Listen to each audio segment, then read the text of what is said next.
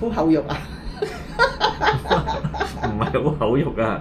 你隻手好紅啊嘛。點解？你係咪驚啊？唔驚。你有問我係咪心臟病咁？冇乜嘢嘅啦。呢個係魚際啊嘛，呢兩個位。但係如果一般咁樣見到好紅喎。呢邊咪仲紅？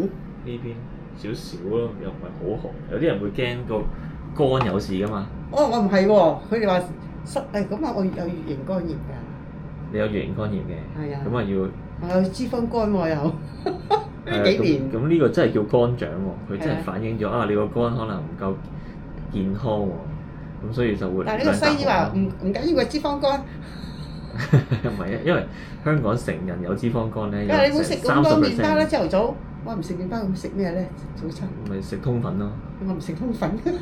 係啦，即係唔好越嚟越紅，同埋 keep check 住嗰啲肝功能就 O K 㗎啦。係嘛？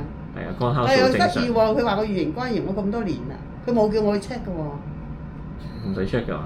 你有冇唔係你高血壓嗰啲咧？佢幫你驗。哦，嗰啲係驗埋㗎，年年驗㗎。係啊，嗰啲就今次話冇乜嘢，腎啊嗰啲冇乜嘢。就包括咗咧嗰啲肝功能啊、腎功能啊，正常就 O K 冇乜嘢係小便嗰度有少少蛋白咁樣講。係，即係要保護住個腎咯，係啊。影咁耐㗎？影完㗎，係啊嗱，咁啊 O K 咯。